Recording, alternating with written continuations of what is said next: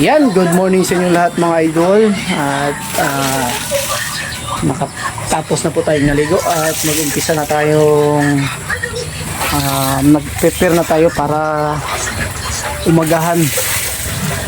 Kain muna tayo ng umagahan bago tayo magtrabaho. At salamat sa inyong lahat na nagko-comment dyan na ano lang po yung ulam namin, pang ano lang, kumbaga pang tawag ba nito, pang sa Bisaya pa, pang pobre lang talaga kasi yung pera namin na pang sweldo dito ay talagang nakaprepare po para sa pamilya. At yung ulam lang namin ay talagang ano lang, hindi masyadong masarap, tamang katamtaman lang kasi may pamilya tayo na binubuhay. Hindi lang pamilya, may sinuportahan pa po tayo na nanay ko kasi ayun na nga, wala po, hindi na po siya makapagtrabaho at wala na po siyang source of income. Tapos siya na lang po yung nakatira sa bahay namin doon sa lungsod ng Matanao. So yan, papasalamat ko sa inyong lahat mga kababayan, mga idol, dahil patuloy kayong sumusuporta sa akin. Walang problema kahit konti lang yung manonood sa atin. Alam ko naman na ganyan talaga yung kalakaran dito sa vlogging. Thank you sa lahat na natitira. Ayan, wala tayong magagawa dyan. So tuloy-tuloy lang ang buhay habang patuloy na rin tayong patuloy tayong gumagawa sa kabutihan araw-araw. Alam ko naman sa inyong lahat dyan na hindi nakapanood dahil siguro wala ako sa PBT. So thank you pa rin ako sa inyo dahil naging bahagi kayo ng buhay ko. Masasabi ko lang sa mundong ito ay hindi tayo palaging nakatira dito sa mundong ito mga idol, mga kababayan. Ang papuri at pagmamahal ay para papuri at na matawag sa Tagalog, ang papuri ay para lang sa Panginoon po. So habang tayo ay nabubuhay dito sa mundo ay sa akin, para lang po sa akin po, ang masasabi ko lang, habang tayo ay nabubuhay dito sa mundo ay gumagawa tayo ng kabutihan sa ating kapwa. At kung anong mayroon tayo, para sa akin lang to, para sa akin. Kung anong mayroon tayo ay dapat nating i-share sa iba kung ang iba ay wala, kasi hindi habang buhay ay andito tayo nakatira sa mundong ito. May lugar tayo kung saan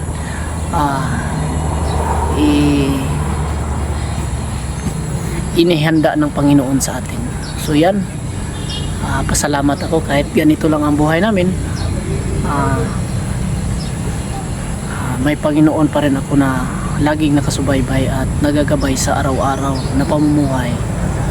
Lagi din ako nagdadasal na sana sa inyong lahat dyan na kayo rin ay bigyan ng mahabang buhay at magandang pangangatawan araw-araw. Sa lahat ng mga viewers at kahit hindi mga viewers ko yan, dinadasal ko araw-araw na sana po kayong lahat ay bigyan ng magandang pangangatawan, walang mga malalaking mga problema dumarating sa ating buhay. Ayan. So yan, at magandang umaga sa inyong lahat. Mag-intro po muna tayo mga idol.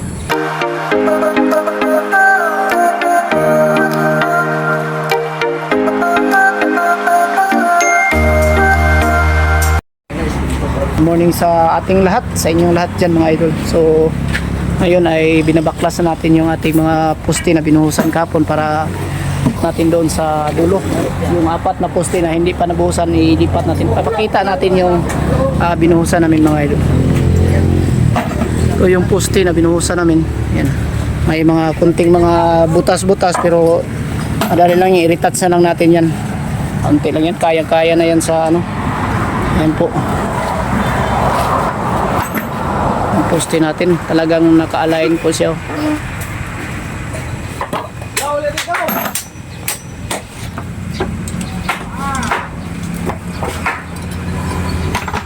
Ayan.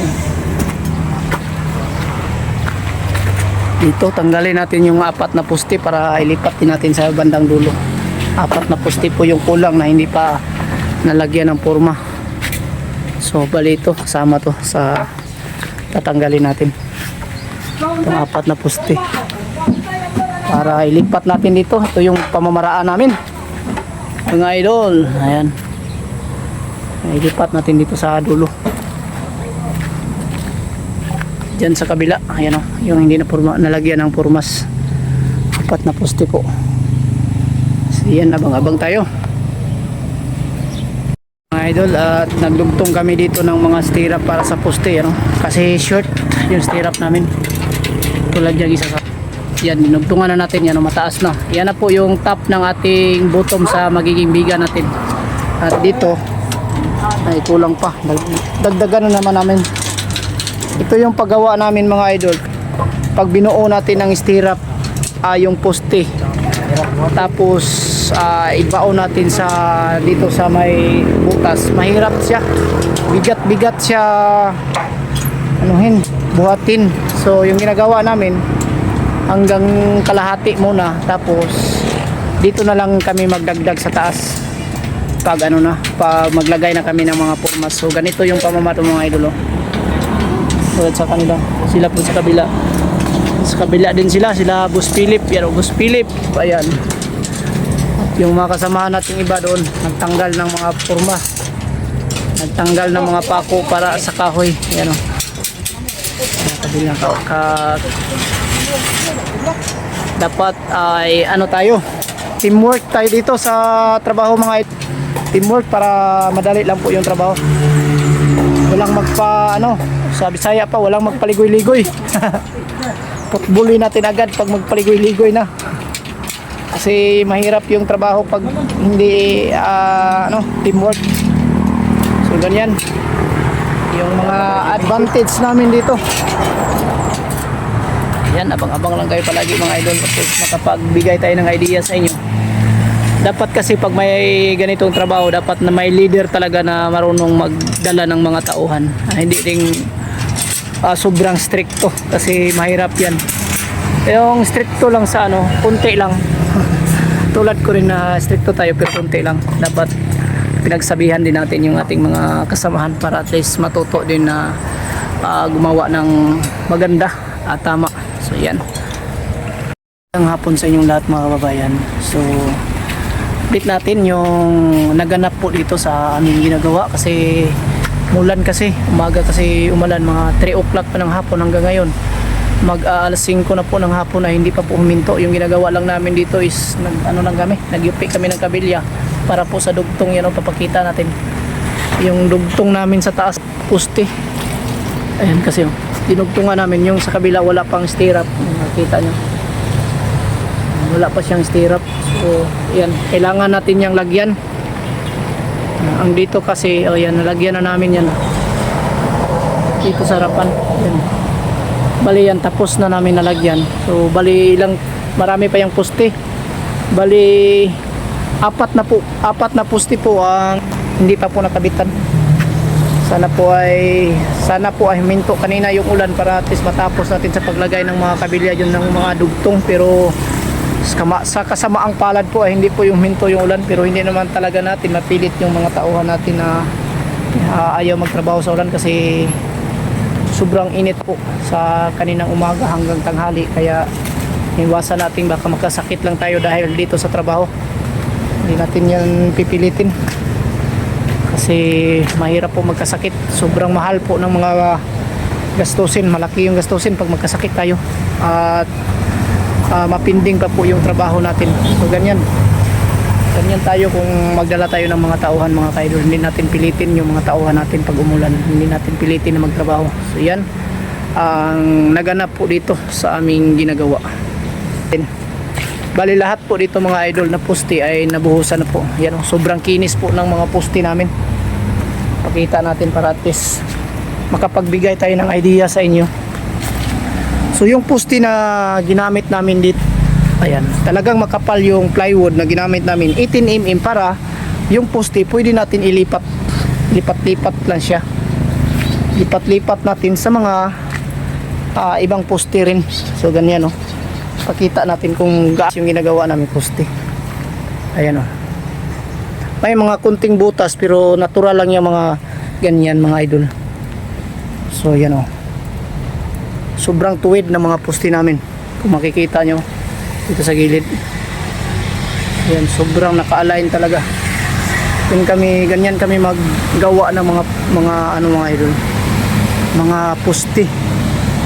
Ganyan yung preparasyon namin sa paggawa para at least maganda ang kalalabasan at matibay.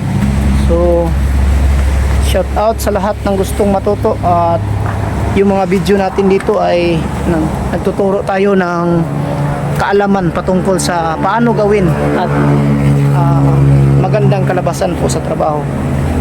Kailangan naka-align at may hulog, hinulugan natin at nakaskwalado. So yan, para at least maganda yung trabaho natin. Kahit lugi tayo sa pakyawan dito mga idol, talagang gagawin natin yung the best nating trabaho.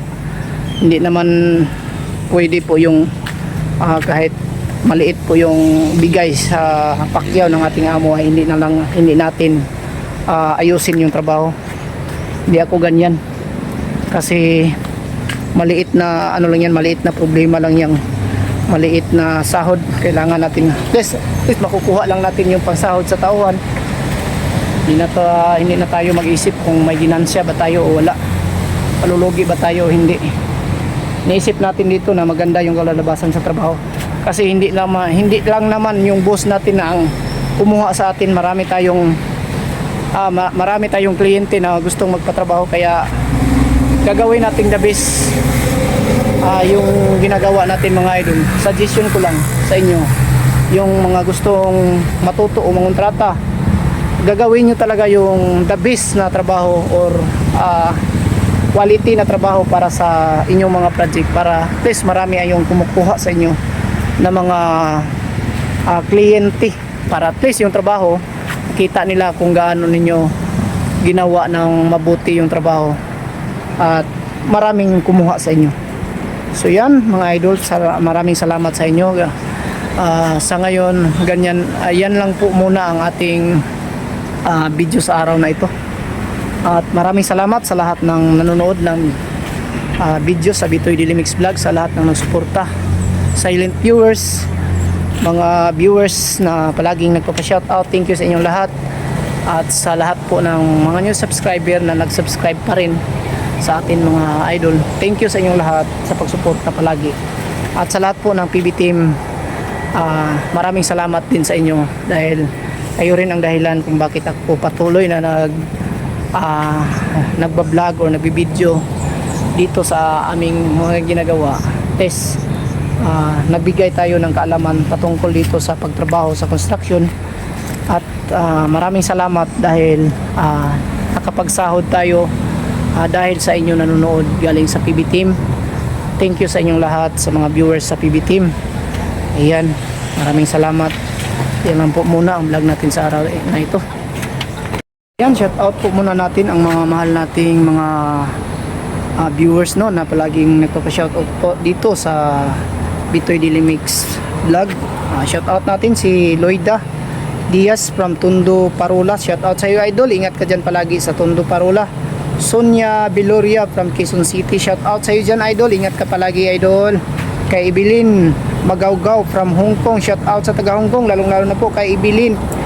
Maraming salamat sa suporta at panonood palagi Ibilin, thank you, at ingat ka palagi dyan. Kay Chita Casel from Kuwait, shout out sa taga Kuwait, lalong-lalo na po kay Chita Casel, shout out sa iyo at ingat ka palagi dyan idol.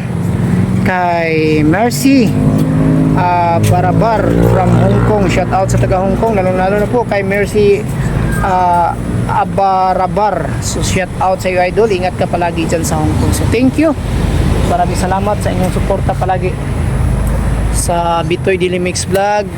Ayan, so ayan po ang ating nagpapa-shoutout ngayon sa araw na ito. So thank you sa inyong lahat and God bless us all. Ingat kayo palagi mga idol.